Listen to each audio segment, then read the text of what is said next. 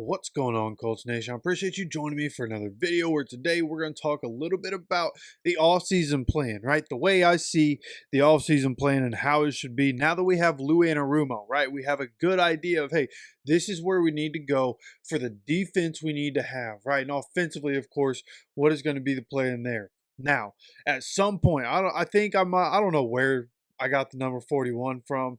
I started going back and trying to figure out where I could have gotten the number 41 from. We have a lot of free agents, about half the roster. 41 might have been a little inflated. I thought it was 41 out of the 70 possible between practice squad and active roster. But according to Over the Cap, I believe that's where I'm at right now. Let me make sure. Yeah, on Over the Cap.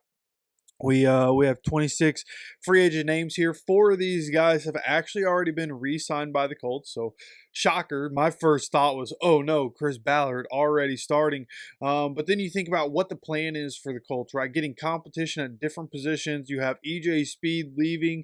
So some of this stuff makes sense. And all these guys, the 4 guys that we've re-signed at this point, none of them have guaranteed money. So this is just, hey, we're going to bring you in. You're going to be competition with other guys. If we find somebody better in free agency and in that we feel that is an immediate upgrade, hey, boom, you're gone, right? So the guys that we're bringing back, Cameron McGrone, Segan Alubi, Tyler Goodson, and Jason Bean. Now, I like that, obviously, bringing back Jason Bean and adding competition to that room, I think we obviously didn't get a chance to see him in like any kind of real action, but from what we saw from him, he was very good. And of course, that's preseason, and that's against the back end of another team's roster. But nonetheless, Jason Bean, an exciting prospect, and it'd be interesting to see how he's able to push Anthony Richardson in that quarterback competition. Where else do the Colts go for that quarterback competition? That's something that's definitely going to be talked about here on this channel. I think I know who I'd rather have, but of course, it's a conversation that needs to be had. I want to go through the different guy. I want to go through like the guys that I'm narrowing down on, and then I want to go through each of those guys individually and try to figure out like which one of these guys do I think I want the most. But I think I know where I want to go for backup quarterback and quarterback competition. And then after that, of course, you're thinking running backs. Tyler Goodson coming back in the running back competition. Who are we going to bring in? Are we going to get somebody in the draft? There are people that are thinking that we could get Cam Scatterbo, right? The Arizona State running back to come in and be behind Jonathan Taylor. Explosive back, powerful back, somebody that could come in and add an extra element to the offense behind Jonathan Taylor. How will he be in the pros? I haven't watched enough to really give an honest opinion on how I think he's going to be as an NFL running back, but I will definitely get into that at some point soon. And we'll also be diving into free agent running backs, right? And of course, for the free agency talk is going to come first because free agency comes before the draft. So we're going to be talking about free agent quarterbacks, of course. We're going to look at free agent running backs and, hey, who could we possibly bring in here as like a dynamic second running back with Jonathan Taylor? Like with the cap space that we have, the cap space that we can open up, what can we possibly do to bring guys in? And of course, a lot of that hinges, right? When you talk about getting rid of some of these guys, the writing is on the wall for some of these guys, and I think being able to open up $24 million, I believe, is the number. At least you're getting 16 point something million for getting rid of Braden Smith, right? And then Ebicom, you get him out, and then you open up more cap space with his contract not on the books, which seems, and just from everything that I'm seeing, everything else that I've heard and saw, it just seems like that's likely what's going to end up happening is Ebicom could end up getting cut so that we can have some more money toward free agency. That seems very likely at this point. So I think being able to open up more cap space and being able to add that in to what we're going to be able to do in free agency, like it really just depends how much we go into free agency with. But I think getting a dynamic second running back that is already NFL capable, it would be ideal. somebody that we've seen in the NFL be able to perform in a capable number two role. But if we have to go to the draft, there are going to be some talented running backs coming out in the upcoming draft. So we could easily go there at some point. This could be a very defensive draft for the Colts, even though, I think, of course, last year you start the draft with Latu, but I feel like we've gotten a lot of key offensive pieces over the last two drafts.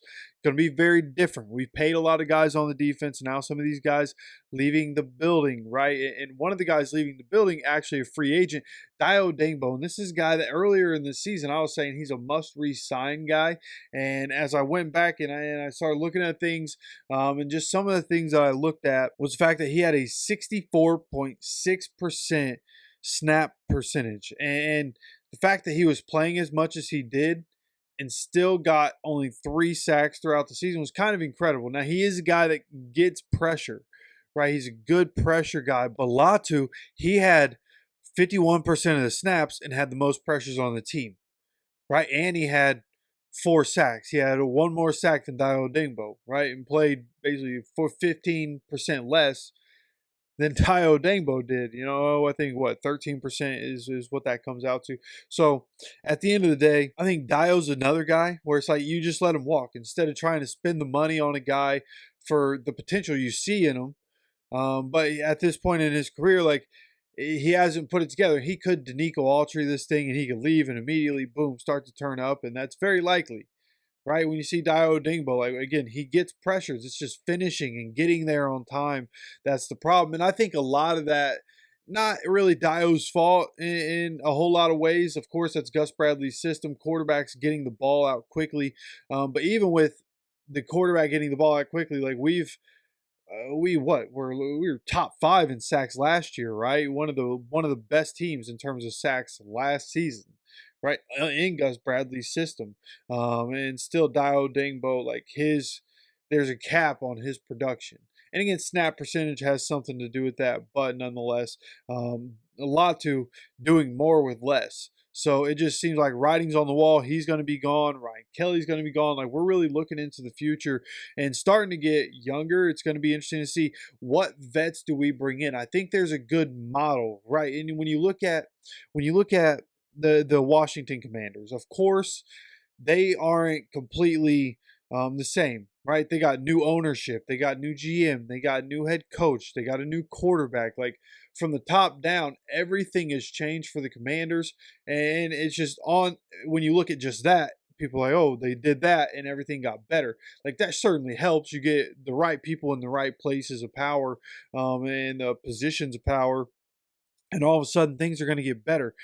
So it's been incredible to see what the Commanders are doing, and to try to replicate that.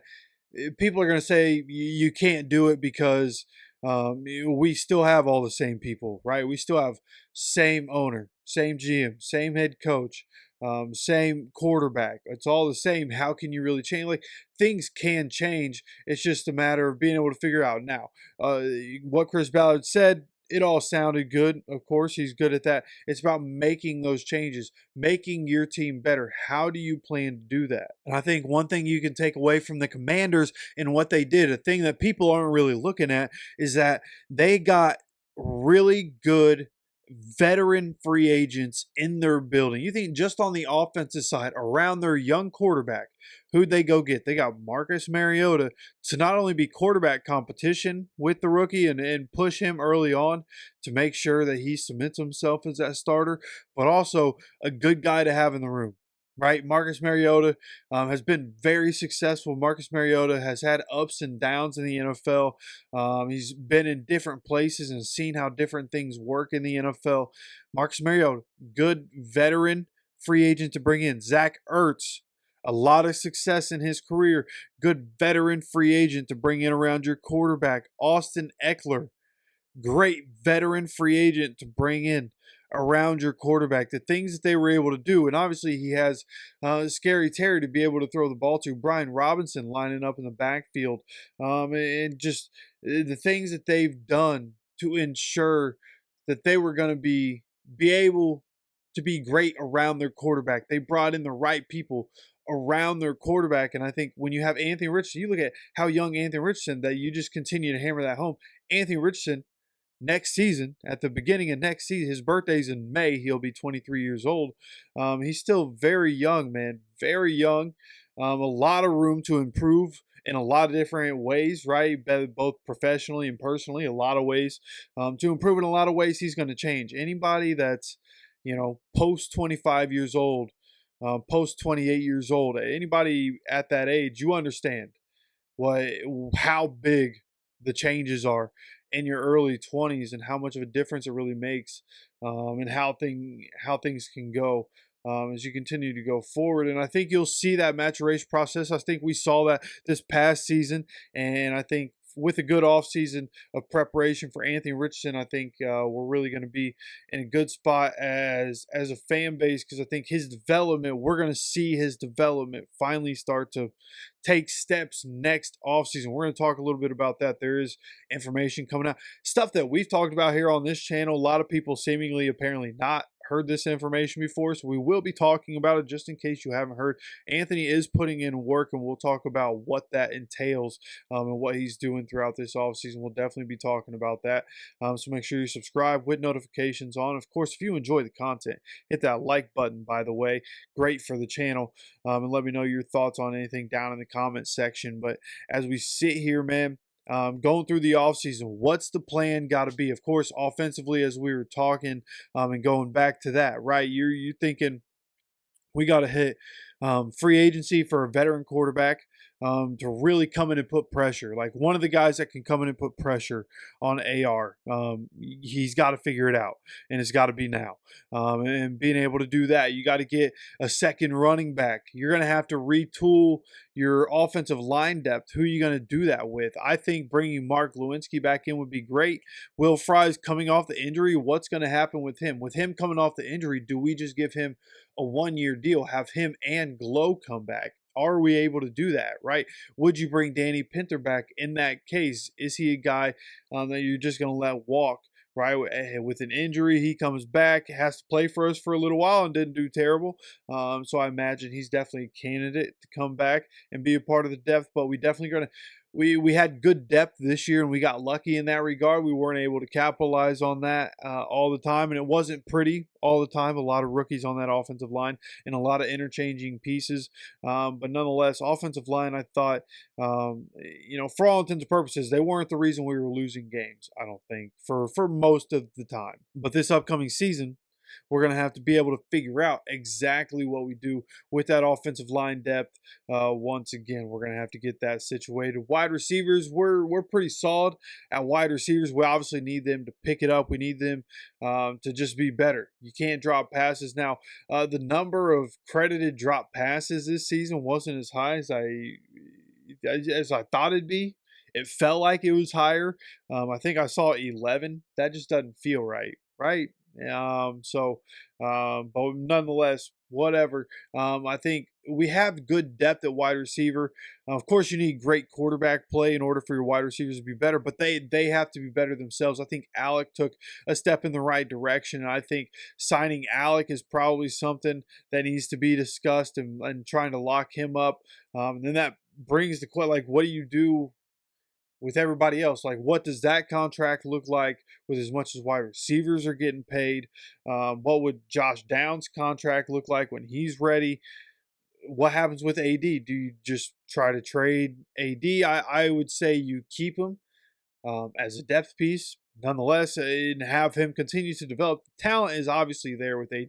He can get open, bro. They're just obvious things he needs to work on. His maturation process, his professionalism. He knew it. He knew it at the end of the season, and he talked about it.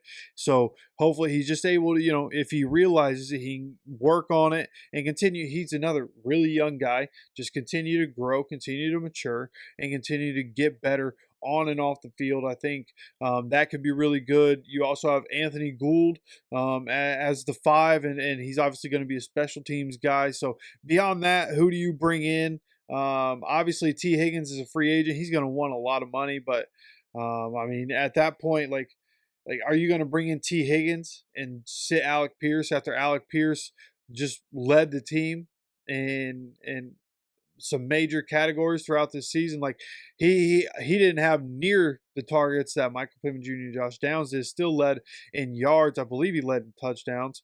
So Alec Pierce, very good season. Very happy with what we saw from him. Just need the other wide receivers to consistently step up. I think Pittman, obviously, playing with a fractured back. There was a conversation I was ready to have with him, but finding out details of just how serious that injury was makes it more understandable. And then he started to turn up at the end of the season, which was good to see. And hopefully he just gets healthy and comes back as Michael Pittman Jr. and having the explosiveness that we really didn't see from him this past season. And then, of course, Josh Downs. There for him, man, it's another young guy maturation process and going through that. He's obviously incredibly talented and maybe the best wide receiver on the team.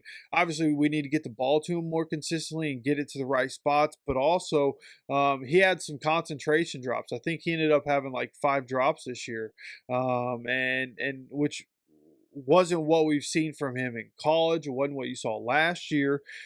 Concentration drops, and just got to make sure not getting bored with the process. It's something a lot of humans do. It's something getting complacent.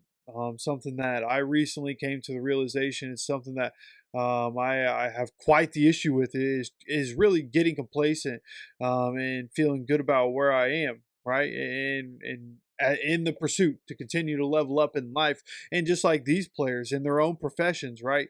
And in trying to level up. So I think we're solid at that receiver position. Just need the guys to focus in and to just grow in to the professionals we need them to. That's crazy that we have to say that, but that's where we are as a franchise. We just need more professionalism in every way out of this team. Defensively, obviously, that's where you retool with Lou Anarumo. What's the plan on that side of the ball? That's where a lot of things are going to end up changing. Of course, EJ Speed leaving. Jalen Carley, somebody that I think can be huge. He is a versatile linebacker, going to be a guy that's going to be huge coming up in this Lou Anarumo defense. I think with Lou Anarumo coming in, I think there's a chance that you see Zaire Franklin could possibly be traded. I think he's somebody not necessarily a scheme fit. I think you trade him, get his money off the books, no dead money. At least I don't think so. Maybe there's dead. Yeah, there's probably dead money. I don't hold me to that. Let's just forget about the dead money situation. But get his money off the books. Somebody else takes care of his contract. If we trade him, there is a free agent out there that I think would be great. Right? Put this linebacker with Jalen Carley's and start rolling out, and obviously figure it out behind that. And there would be research. We're going to have to go through that. I'll have to go through that. There's one free agent I know for sure of a linebacker that would be great in the Lou Anarumo defense next to Jalen Carley. So that's just what I'm thinking from that perspective. Obviously, the front four, you signed Quiddy already to his 5th-year option. You have Latu, Grover, Buckner. Obviously, you got to figure out depth behind that. But those are the 4. Lou Anarumo is going to play his best 4. So we're going to see those 4 on the field a lot. Which is great news. So then obviously you're worrying about the secondary. And Jalen Jones had a great year. Jalen Jones is going to be asked to do a lot, and he's going to have to be ready to take on a lot more next season. And what he's going to be asked to do in this defense. Kenny Moore is somebody that could go crazy in this Lou Anarumo defense. Very excited to see what he's going to be able to do. Mike Hilton was really good with the Steelers, then goes to the Bengals in this Lou Anarumo defense and had the best years of his career. Mike Hilton, incredible player throughout his career, and had some really, really good years with the Bengals in this Lou Anarumo defense. So at the end of the day, Kenny Moore should be really good. And when you look at that number 2 spot at corner on the outside, of course, Juju Brents and his physical traits, but he can't stay healthy. So we're going to have to go find something, whether it's through the draft or whether it's through free agency, preferably free agency with this one, and go find somebody that's going to be able to fit in this role if Juju can't do it, right? Somebody that's going to be able to run with receivers and play good man coverage, somebody with a big body that can press, right? And it's going to be tough to find one of those guys. Juju at this point, his availability might lose him a spot, right? At this point, like, are you really worried about, you hurting this guy's confidence, right? You know you're worried about this guy getting hurt. You have to go sign somebody, whatever the cost may be. You almost have to sign somebody at that cornerback position to come in and be able to be on the opposite side of Jalen Jones, like almost a must. And then when you look at the secondary, Julian Blackman doesn't want to play free safety.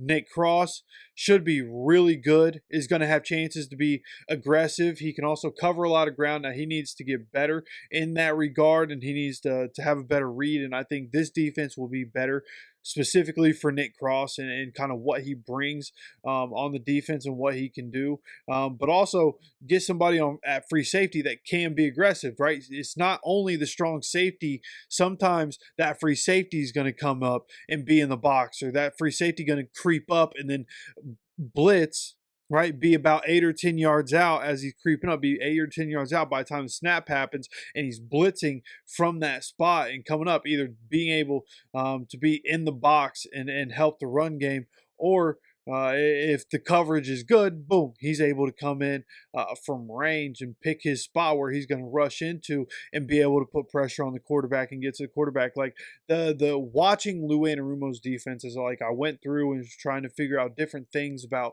how his defense works, blitz percentages and things like that. And I was watching the film on NFL Pro, and it's exciting what's coming up. There are guys that I think could fit that free safety position really well. And with the money that we're going to have this free agency, like I have a formula of who I want in this free agency, and I think we have the money to be able to do it, and I think it can make us like an actual contender. It can give us great competition. It can give us some depth. It can give us some good veterans. It can give us a mix of some really high-end talent. There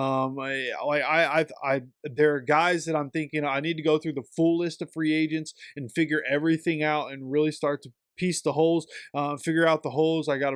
What I need to do is make my own depth chart so that I can take out all the guys that are going to be free agents so that I can piece those holes together. That's what I'll do coming up when I get some time. Probably going to be a few days before that can happen. I think I'm working every day this week, working my day job every single day this week. But we're going to continue to obviously go through this. We're going to continue to look through draft and start talking about some of that stuff. Of course, we all want Tyler Warren, but we got to start looking at other things. College football's over. Guys are going to be declaring for sure for the draft. Mock drafts are happening, and the mock drafts, seeing experts mock drafts and fans mock drafts, that's where I start to figure out, hey, okay, these are the guys that are on people's radar. These are the guys, okay, people think this guy's a first rounder or a second rounder, third round. And that's kind of how I piece it together, because I'm not a big football watcher. And then I'll start to put this together. I'll start looking through the guys. We'll talk a lot about the draft, a lot about free agency. Plenty of content coming up. There's so much that the Colts have to do, retooling specifically the defense. It's really on the offensive side, there are just a couple positions you need depth and competition. On the defensive side, you're retooling, you're adding depth, you're adding high-end talent. A lot of things for us to be able to talk about. I think the draft is probably going to be defense heavy because you got to fill some of those spots. So going to be very interesting to see what the Colts strategy is. What does Chris Ballard change throughout this offseason? If he's going to change, the fact that he's going to change, that's why there's so much to talk about, right? The things that we didn't waste our time talking about in the past, because Chris Ballard's going to be Chris Ballard. He's talking about, hey, we need to change. So what are those changes going to be? I think I know the roadmap for the Colts to push us to success in the future. So we'll talk about it all. Going to have more conversation, plenty more conversation about this stuff. So make sure you subscribe. Make sure you have notifications on so you get notified anytime any content comes out. Plenty of off-season content coming on the way. I appreciate you guys stopping by for another video. And as always, take care of yourself, take care of each other, and go Colts.